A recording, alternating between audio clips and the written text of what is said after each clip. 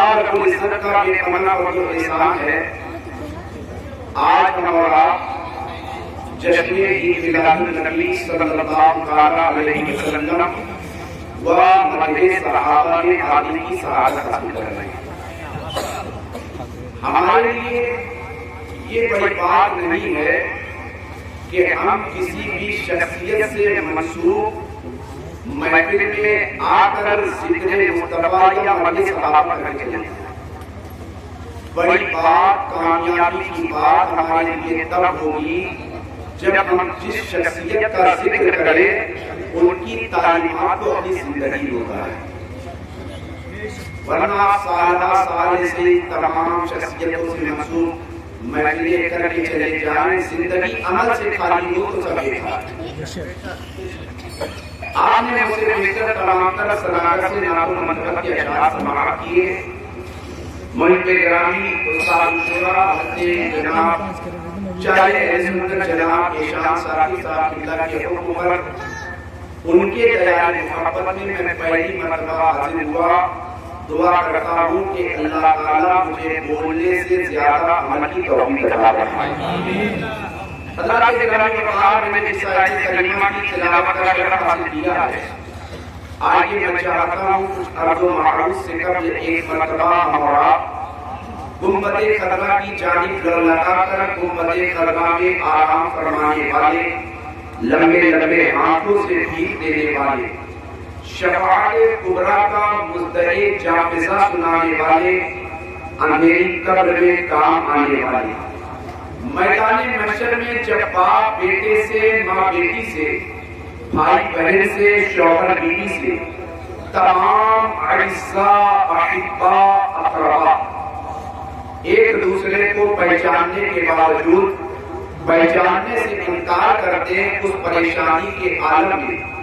ہم سب گناہگار امت کو پہچاننے والے حضور رحمت عالم نور مجسم شاہ بنی آدم رسول محتشم صلی اللہ تعالیٰ علیہ وسلم کی مقدس بارگاہ میں درود شریف کا نذرانہ پیش کرنے کی سعادت حاصل کریں۔ پڑھیے بابا سے بلند اللہم صلی سیدنا و مولانا محمد مبارک وسلم صلی اللہ وسلم علیہ یا رسول اللہ صلی اللہ تعالیٰ علیہ وسلم۔ جب حسن تھا ان کا جلوہ نما، انوار کا عالم کیا ہوگا۔ جب حسن تھا ان کا جلوہ نما، انوار کا عالم کیا ہوگا۔ ہر کوئی فدا ہے بن دیکھے دیدار کا عالم کیا ہوگا۔ ہر کوئی فدا ہے بن دیکھے دیدار کا عالم کیا ہوگا۔ سن سن کے صحابہ کی باتیں، سن سن کے صحابہ کی باتیں، کفار مسلمان ہوتے تھے، پھر میرے رسول اکرم کی گفتار کا عالم کیا ہوگا۔ صحابہ کی آپ زندگی اٹھا کر پڑھیں، چاہے وہ سیدنا صدیق اکبر، سیدنا فاروق اعظم، سیدنا عثمان غنی، سیدنا مولا علی، سیدنا عبیدہ ابن جراح، سعد ابن ابی وقاص، بلال حبشی، صہیب رومی، سب کی آپ زندگی اٹھا کر پڑھیں کہ مصطفیٰ جان رحمت صلی اللہ تعالیٰ علیہ وسلم کے رسالے ظاہری کے بعد پوری دنیا میں اسلام کی شمع کو اگر اپنی محنت و مشقت کی بنیاد پر کسی نے اسلام کے چراغ کو روشن کیا ہے تو وہ صحابہ نے وہ کردار پیش کیا۔ آج زمانے کے سامنے صحابہ کے کردار کو اپنی زندگی میں اتار کر کے زمانے کے سامنے ہمیں آج اپنے کردار کو رکھنے کی ضرورت ہے۔ اللہ تبارک و تعالیٰ قرآن مقدس میں ارشاد فرماتا ہے، محمد رسول اللہ، محمد اللہ کے رسول ہیں، ان کے صحابہ آپس میں بہت رہتے ہیں۔ اللہ کے مقدس نبی صلی اللہ تعالیٰ علیہ وسلم کی آپ زندگی اٹھا کر دیکھیں تو پتہ چلے گا کہ مصطفیٰ جان رحمت صلی اللہ تعالیٰ علیہ وسلم کو اپنے صحابہ سے، چاہے وہ سیدنا صدیق اکبر ہو، فاروق اعظم ہو، عثمان غنی ہو، مولا علی ہو، سب سے مصطفیٰ کو اتنی محبت تھی کہ ایک مرتبہ مصطفیٰ جان رحمت صلی اللہ تعالیٰ علیہ وسلم کی بارگاہ میں نجاشی بادشاہ کے دربار سے اس کے کچھ ماننے چاہنے والی آئی. نجاشی بادشاہ کے دربار میں نجاشی بادشاہ کے کچھ ماننے چاہنے والے مصطفیٰ کی بارگاہ میں آئے. صحابہ میں آپس میں گفتگو شروع ہو گئی کہ یا رسول اللہ ان کے کھانے پینے کا انتظام میرے گھر سے ہو جائے. ابو بکر کہنے لگے آقا اگر اجازت ہو تو ان کے کھانے پینے کا انتظام میں اپنے گھر سے کر دوں. عمر کہنے لگے آقا اگر انتظام کی اجازت آپ اگر عطا فرمائے تو ان کے کھانے پینے کا انتظام میں اپنے گھر سے کر دوں. عثمان کہنے لگے کہ اگر آقا اجازت عطا فرمائے تو ان کے کھانے پینے کا انتظام میں اپنے گھر سے کر دوں. تمام صحابہ ایک جگہ اکٹھا ہو کر مصطفیٰ کی بارگاہ میں عرض کرنے لگے آقا اجازت دو تو ان کے کھانے پینے کا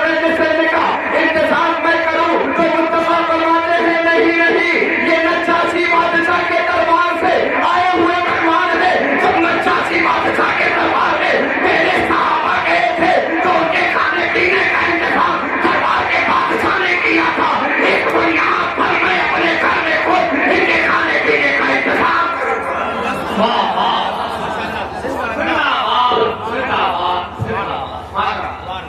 اللہ کے مقدس نبی صلی اللہ علیہ وسلم کی اپنے صحابہ سے محبت ہے. مصطفیٰ کی بارگاہ میں تمام صحابہ عرض کر رہے آقا اگر آپ اجازت دے. جبکہ اس دور کا معمول یہ تھا کہ نبی کی بارگاہ میں دور دراز سے جب لوگ اسلام سیکھنے کے لیے آیا کرتے تھے تو صحابہ اکرام کے درمیان مصطفیٰ ذمہ داریاں بانٹ دیا کرتے تھے کہ تم اتنے لوگوں کے کھانے پینے کا انتظام کر لو, تم اتنے لوگوں کے کھانے پینے کا انتظام کر لو. مگر جب نجاشی بادشاہ کے دربار سے آئے ہوئے مہمان کی بات آئی ہے تو مصطفیٰ فرماتے ہیں نہیں ان کے کھانے کا بھی انتظام میرے گھر سے ہوگا, ان کے پینے کا بھی انتظام میرے گھر سے ہوگا, ان کے رہنے سہنے کا انتظام بھی میرے گھر میں ہوگا. کیونکہ جب نجاشی بادشاہ کے دربار میں میرے صحابہ گئے تھے تو نجاشی بادشاہ نے اپنے دربار میں میرے صحابہ کی بہت اچھی خدمت کی. اللہ کے مقدس نبی کو اپنے صحابہ سے محبت دیکھی اور صحابہ نے بھی صرف محبت اللہ کے مقدس نبی صلی اللہ تعالی علیہ وسلم نے جیسی کی, صحابہ نے بھی اس محبت کا بھرپور حق ادا کیا کہ مصطفیٰ جان رحمت کی بارگاہ میں اگر کسی موقع پر کوئی صحابی اکٹھا ہوا کرتے تھے یا حاضر خدمت ہوا کرتے تھے تو صحابہ اپنے ہر عمل کے ذریعے مصطفیٰ جان رحمت پر اپنی عقیدت کا نذرانہ پیش کیا کرتے. آپ صحابہ کی زندگی کا ہر پہلو اٹھا کرتے تھے. سیدنا صدیق اکبر کی بارگاہ میں چلو, دیکھو کہ جب مصطفیٰ جان رحمت کے ایک غلام حضرت بلال حبشی رضی اللہ تعالیٰ عنہ نے اسلام قبول کیا. اسلام قبول کرنے کے بعد بلال حبشی کو کرم ریت پر لیٹا کر کے اس کا آقا میدانوں میں پھرایا کرتا تھا, گھسیٹا کرتا تھا. ظلم و ستم کے نشانے اس پر اسے بنایا کرتا تھا. ایک دن مصطفیٰ تک یہ بات پتا چلی کہ بلال نے جب سے یا رسول اللہ آپ کا کلمہ پڑھا ہے بلال کو بہت ستایا جاتا ہے, بلال کو بہت پریشان کیا جاتا ہے, بلال کے ساتھ بہت ظلم و ستم کے پہاڑ توڑے جاتے ہیں. مصطفیٰ نے اپنے غلام کی حالت کو جب سنا ہے آنکھ میں آنسو آ گیا. مسجد نبوی شریف میں بیٹھ کر میرے نبی اپنے غلام کی حالت کو سن کر رونے لگے. روتے روتے مصطفیٰ نے ارشاد فرمایا کون ہے جو میرے بلال کو میرے ساتھ کچھ رقم لگا کر کے آزاد ہے. بلال کے حالات کو مصطفیٰ نے ملاحظہ کیا کہ بلال کو تکلیف اس وجہ سے دی جاتی ہے کہ بلال نے نبی کا کلمہ پڑھ لیا. بلال کو پریشان صرف اس لیے کیا جاتا ہے کہ بلال نے مصطفیٰ کی غلامی کا پٹا اپنے گلے میں ڈال دیا. بلال پر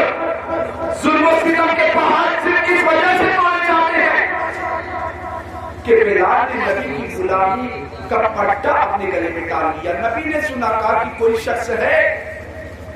میرے چاہنے والوں میں، میرے ماننے والوں میں، مجھ سے عقیدت رکھنے والوں میں کوئی ہے جو بلال کو میرے ساتھ کچھ رقم ملا کر کے آزاد کرے؟ اے مسلمانوں ذرا غور تو کرو کہ مصطفیٰ جان رحمت کی زندگی اٹھا کر دیکھو کہ نبی ارشاد فرماتے ہیں کہ اگر نجاشی بادشاہ کے دربار میں میرے صحابہ گئے تھے تو ان کی بڑی خدمت ہوئی تھی، ان کی بڑی خاطر ہوئی تھی، ان کی طرف بہت توجہ کی نگاہ سے دربار کے بادشاہ نے دیکھا تھا۔ آج اس بادشاہ کے دربار سے آئے ہوئے مہمان کے کھانے پینے کا انتظام میرے جب بلال کے آزاد کرنے کا حکم مصطفیٰ نے فرمایا کہ بلال کو کوئی اپنی رقم میں ملا کر کے بلال کو آزاد کروا لے، تو مصطفیٰ جان رحمت کے پیارے غلام سیدنا صدیق اکبر جو ہر مقام پر زندگی کا لمحہ لمحہ جب سے اسلام قبول کیا، زندگی کا لمحہ لمحہ مصطفیٰ کی اطاعت، مصطفیٰ کی فرمانبرداری، مصطفیٰ کی اتباع میں گزارا، بلال حبشی کی یہ خبر سیدنا صدیق اکبر تک پہنچی۔ سیدنا صدیق اکبر بے چین ہو گئے، اس دربار میں پہنچے ہیں جس دربار کے حضرت بلال حبشی غلام تھے، اس کے آقا کو بلایا، کہا تو بلال کو بیچنا چاہتا ہے؟ اس دربار کے اس کے آقا نے، بلال حبشی کے آقا نے کہا کہ اے ابو بکر تم تو مکہ میں بہت بڑے تاجر اور بہت بڑے سمجھدار ہو، میں تو تمہیں اتنے ہلکے میں نہیں لیتا تھا، اتنا ہلکا نہیں جانتا تھا کہ جس بلال کی میرے دربار میں کوئی حیثیت نہیں ہے تم اسے خریدنے آئے ہو۔ جناب صدیق اکبر فرماتے ہیں کہ تو یہ بتا کیا تو بلال کو بیچنا چاہتا ہے؟ کہا کہ اے ابو بکر بلال کی میری نظر میں کوئی قیمت نہیں ہے، تو خریدنا کیوں چاہتا ہے؟ کہا ایک گنا رقم زیادہ دوں گا، کہا نہیں بیچوں گا، کہا 2 گنا رقم زیادہ دوں گا، کہا نہیں بیچوں گا،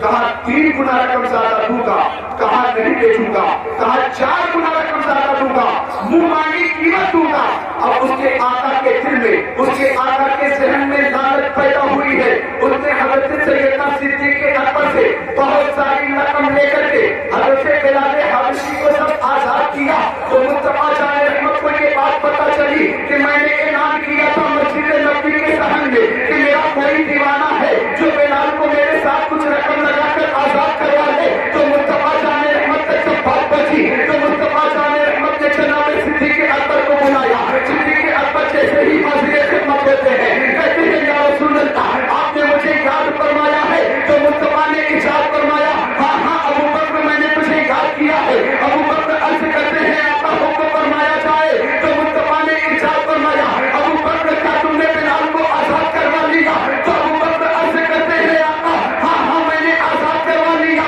تو مصطفیٰ ارشاد فرماتے ہیں اے ابو بکر اعلان تو میں نے یہ بھی کیا تھا کہ بلال کو کوئی آزاد کروائے، ساتھ ہی ساتھ میری رقم میں رقم ملا کر آزاد کروائے، تو میں نے تمہیں حکم دیا تھا، تم نے اکیلے کیوں آزاد کروا لیا؟ تو جناب صدیق اکبر عرض کرتے ہیں آقا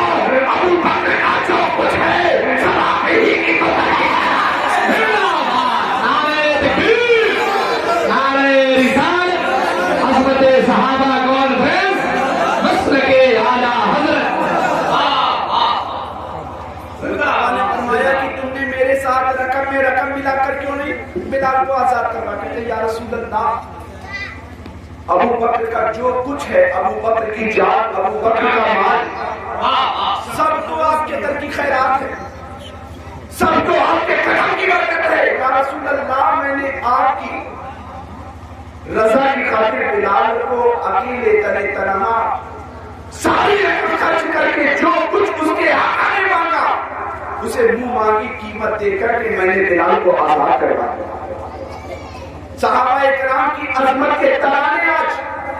ہم اور آپ گانے کے لیے ایام صحابہ اکرام کا ذکر کرنے کے لیے حاضر ہوئے ہیں۔ میرے دوستو صحابہ اکرام کی زندگی کا لمحہ لمحہ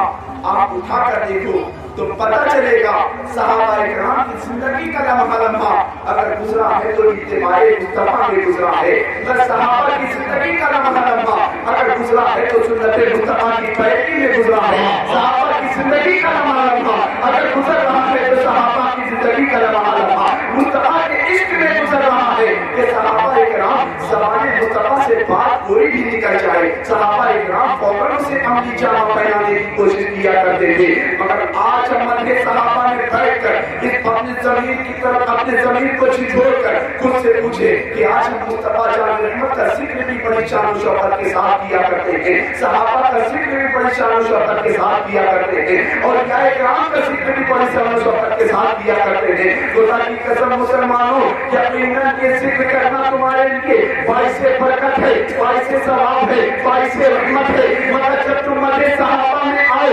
مدح صحابہ میں آ کر اس بات کا تحقیق کرو تو اس وقت تمہارا یہ ذکر کرنا اور کامیاب ہو جائے گا کہ ایک طرف جہاں ہم صحابہ کا ذکر کریں گے اسی طرف نمازوں کی پابندی کرتے نظر آئیں گے، ایک طرف صحابہ کا ذکر کرتے نظر آئیں گے، دوسری طرف سنتوں پر عمل کرتے نظر آئیں گے، ایک طرف صحابہ کا ذکر کرتے نظر آئیں گے، دوسری طرف اپنے آپ کو جھوٹ سے بچاتے نظر آئیں گے، ایک طرف صحابہ کا ذکر کرتے نظر آئیں گے، دوسری طرف اپنے آپ کو قرآن کی تلاوت کا عادی بناتے نظر آئیں گے، ایک طرف صحابہ کا ذکر کرتے نظر آئیں گے، دوسری طرف اپنے آپ کو حرام کمائی سے بچانے والے بن جائیں گے، ایک طرف صحابہ کا ذکر کرتے نظر آئیں گے، دوسری طرف اپنی نگاہوں کو گناہوں کی آلودگی سے پاک کرتے ہوئے نظر آئیں گے۔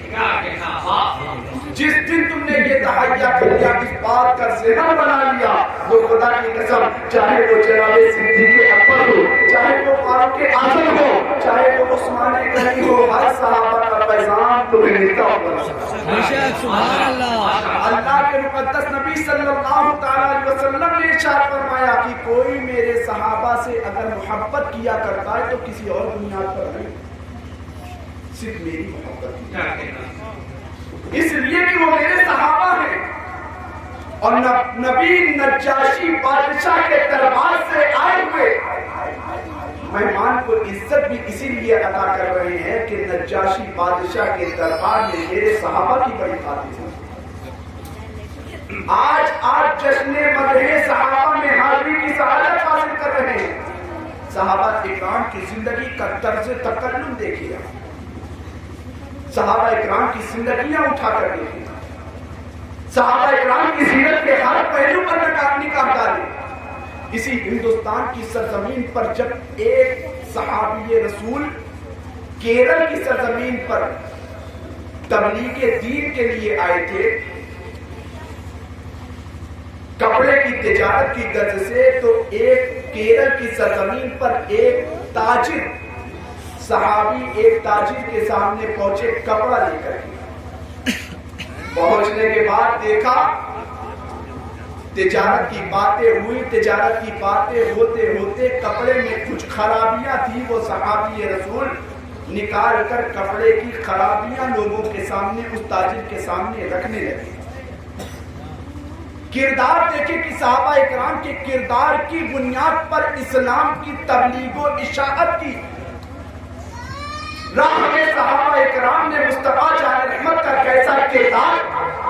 مصطفیٰ کی تعلیمات کو زمانے کے سامنے کس انداز میں پیش کیا ہے۔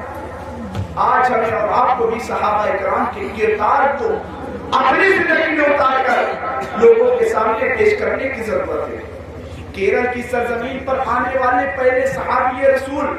جب اسلام کی تبلیغ کی غرض سے اور تجارت کی غرض سے ہندوستان کی سرزمین پر آئے، ایک تاجر سے بات ہونے لگی، کہا کہ بھائی تم تو عربی معلوم ہوتے ہو، کس غرض سے تم ہندوستان کی سرزمین پر آئے ہو؟ وہ صحابی کہنے لگے کہ ہم ہندوستان میں تبلیغ کے لیے اور تجارت کی غرض سے آئے ہیں۔ کہا کہ بھائی تم نے تجارت سے پہلے تجارت کا یہ اصول ہوا کرتا ہے، تجارت کا یہ اصول ہوا کرتا ہے کہ جب تجارت کی ساری باتیں ہو جایا کرتی ہے، عام طور سے ذہنیت لوگوں کی اس بات کی طرف متوجہ ہوا کرتی ہے کہ خراب سامان کو پہلے دکھا دیا جاتا ہے مگر اچھے سامان کو بعد میں دکھایا جاتا ہے. اور یہ تجارت کے اصول کے خلاف بھی یہ باتیں, دنیاوی جو تجارت میں دیکھ رہا ہوں اس کو اصول کے خلاف بھی باتیں تمہیں یہ سمجھ میں آ رہی ہے کہ تم اپنے کپڑے کا نکال کر ایک ایک عیب گنا رہے ہو کہ ہمارا کپڑا یہاں سے پھٹا ہوا ہے, ہمارا کپڑا یہاں سے پھٹا ہو گیا ہے, ہمارا کپڑے میں یہاں سے چھید ہو گیا ہے.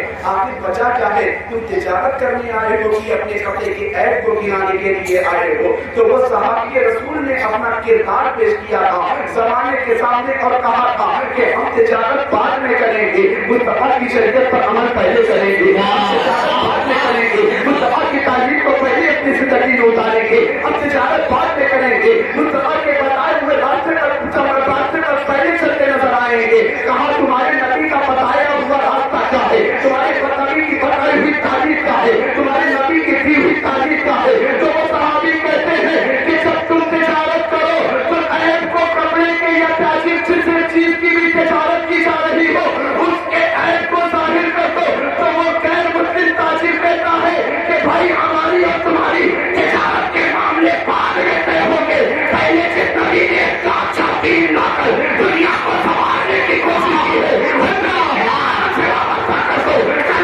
اسلام کے دامن میں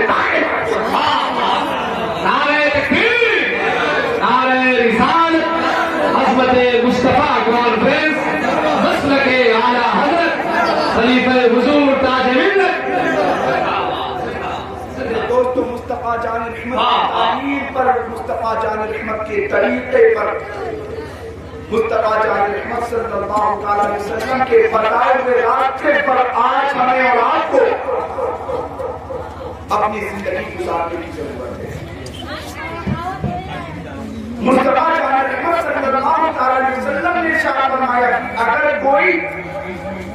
میرے صحابہ سے محبت کرتا ہے تو کسی اور بنیاد پر نہیں بلکہ میری محبت کی بنیاد, اور تم میرے صحابہ سے اگر محبت کرنا تو بڑی سچی اور پکی محبت کرنا.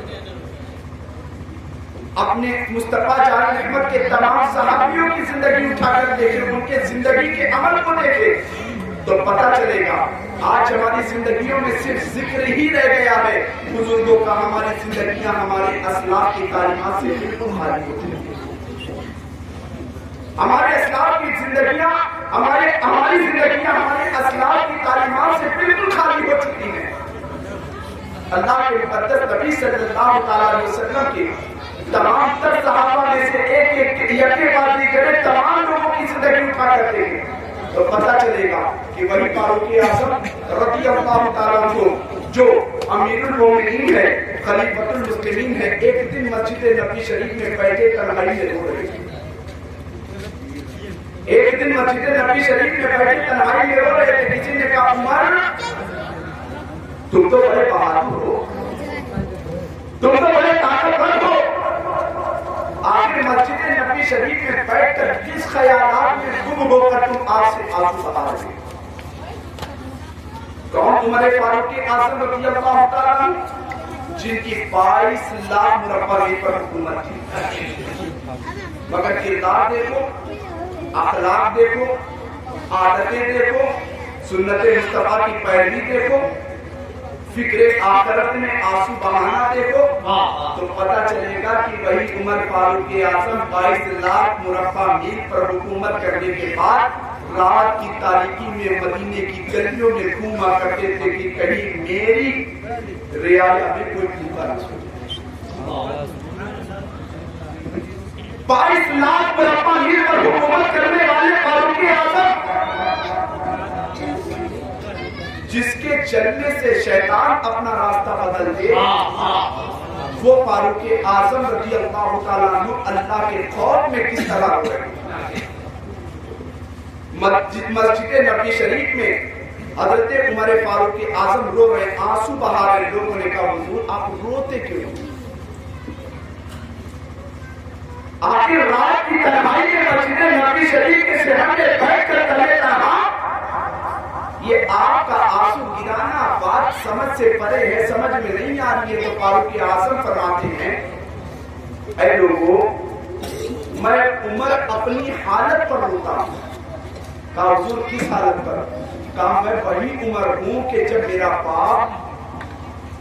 مجھے 10 اونٹ دیا کرتا تھا، کہا کرتا تھا کہ اے عمر اسے ایک سب میں کھڑا کر دو تو میری اتنی بھی طاقت ہوئی،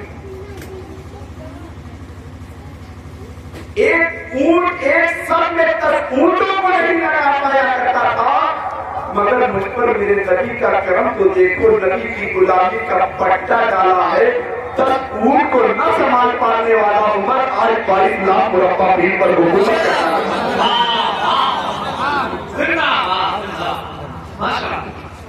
کہنے لگے 10 اونٹ کو ایک سب میں نہ کر پانے والا عمر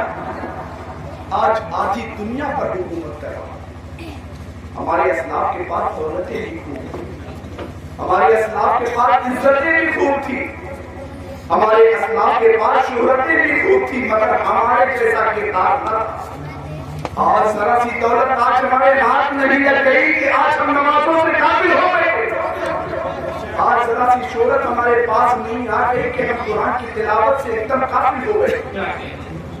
آج ہمارے پاس تھوڑی سی عزت نہیں آ گئی، قبر کی تنہائی سے ہم بے خطر بے خوف ہو چکے ہیں۔ وہی عمر فاروق اعظم روتے روتے کہتے مصطفیٰ کی غلامی کا پٹا گلے میں ڈالا ہے تو اللہ نے مجھے آدھی دنیا کی حکمرانی عطا فرمائی۔ اے جشن مدح صحابہ کرنے والوں، جشن امداد النبی میں آنے والوں، صحابہ کے ذکر کے ساتھ ساتھ صحابہ کے کردار کو بھی اپنی زندگی میں اتارنے کی کوشش کرو۔ خدا کی قسم جس دن تم نے صحابہ کے کردار کو، اپنے استاد کے کردار کو اپنی زندگی میں اتار لیا تو زمانہ آج بھی تمہاری غلامی کرتا ہوا ہے۔ آج تمہاری پریشانی، تمہاری بدحالی، تمہاری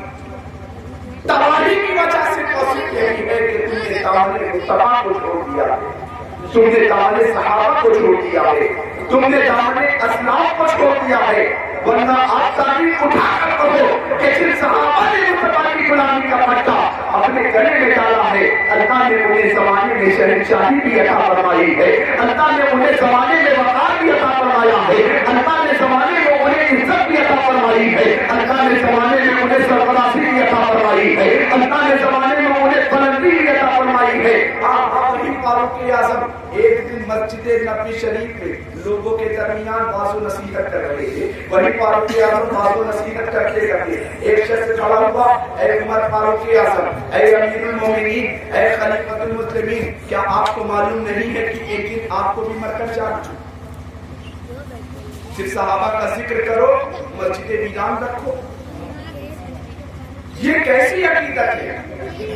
صرف بزرگوں کا ذکر کرو، قرآن کی تلاوت سے دور ہو جاؤ، یہ کیسی محبت ہے؟ صرف صحابہ کا ذکر کرو، مصطفیٰ کی تعلیمات سے بالکل اپنے آپ کو الگ کرو، یہ کیسی محبت ہے؟ صحابہ کا ذکر کرنے والا، مصطفیٰ کا ذکر کرنے والا کبھی زبان پر جھوٹ نہیں لاتا۔ کیرل کے اس تاجر نے اپنے کردار کے ذریعے زمانے کو بتا دیا تھا کہ تجارت میں نفع ہو، نقصان ہو، پروفٹ ہو، لاس ہو، تجارت کے تمام تر معاملات میں بعد میں رکھوں گا، مصطفیٰ کی شریعت کو پہلے رکھوں گا۔ جب اللہ تبارک و تعالیٰ نے ان کے اخلاق و کردار کی بنیاد پر ان کی زبان میں وہ ایسا اثر پیدا کیا کہ ان کے کردار کو دیکھ کر غیر مسلم کلمہ پڑھتے ہوئے تھا۔ وہی فاروق اعظم مسجد نبوی شریف میں بیٹھ کر آنسو بہا رہے، کسی آنسو بہاتے وقت واضح نصیحت کرتے کرتے کسی نے کہا کہ اے عمر ایک دن تمہیں مر کر جانا۔ اس شخص نے حضرت عمر فاروق اعظم سے کہا تھا میں آپ سے پوچھتا ہوں، سب سے پوچھتا ہوں کہ ایک دن ہم سب کو مر کر اللہ کی بارگاہ میں جانا، اللہ کی بارگاہ میں جانے کے بعد ہمیں اپنی زندگی کے ہر چیز کا جواب دینا، اس چیز کا بھی جواب دینا ہے کہ ہم نے مدح صحابہ کیا تھا، مدح صحابہ کرنے کے بعد ہم نے صحابہ کی تعلیمات پر عمل نہیں کیا، اللہ کی بارگاہ میں اس کا بھی جواب دینا۔ اس شخص نے فاروق اعظم رضی اللہ تعالیٰ عنہ سے عرض کیا اے عمر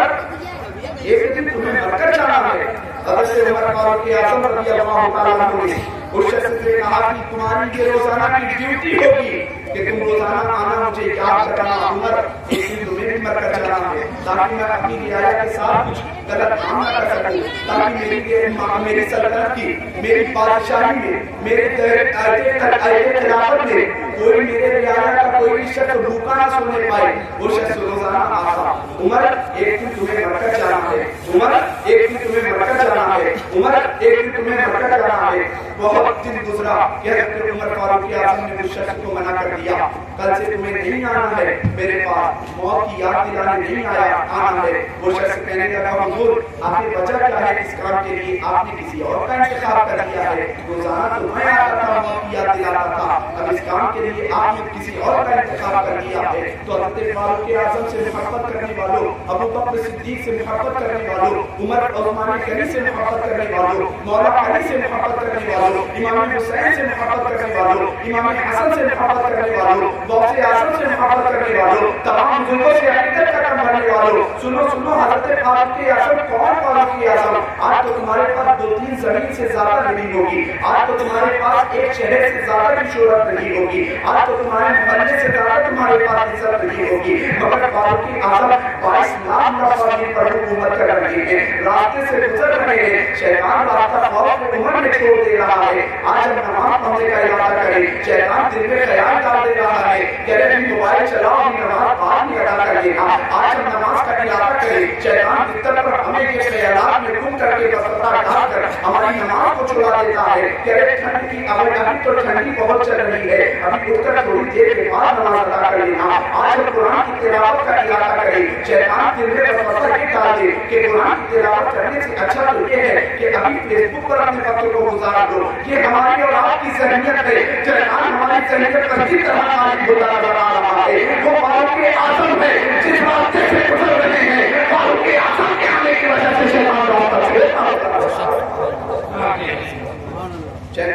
چھوڑتا ہوا نظر آ رہا. وہی فاروق اعظم رضی اللہ تعالیٰ عنہ نے دل میں خیال کیا, کہا نہیں تم کو میں نے اس لیے ہٹا دیا ہے ڈیوٹی سے کہ کل تک میرے جسم میں طاقت تھی, کل تک میرے جسم میں بہت توانائی تھی, کل تک میرے ہاتھ پاؤں بہت مضبوط تھے, کل تک میرے داڑھی کے بال کالے تھے, تو مجھے موت کی یاد تو آیا کرتی تھی, مگر اب جب اپنے داڑھی کے بال کو دیکھتا ہوں تو مجھے فوراً موت کی یاد آ جایا کرتی ہے. اب کل تک میرے جسم میں طاقت تھی, میرے قدم لڑکھڑایا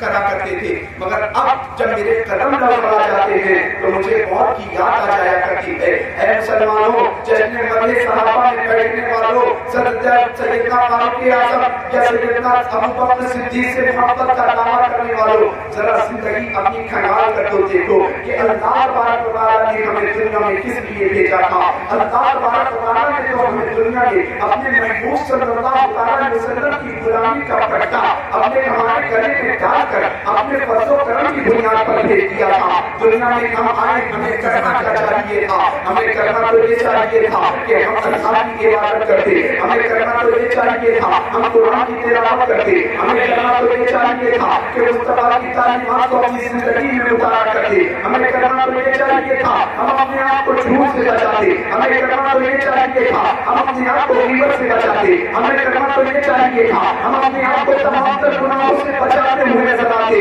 اس بیٹھے میں بیٹھا ہوا ہر شخص اپنے زمین کو جھنجھوڑ کر پوچھے کہ اللہ تبارک و تعالیٰ نے تو تمہیں دنیا میں اپنی عبادت کے لیے بھیجا تھا, اب تم دنیا میں آنے کے بعد کر کے آ رہے ہو. ہماری زندگی کے شب و روز کا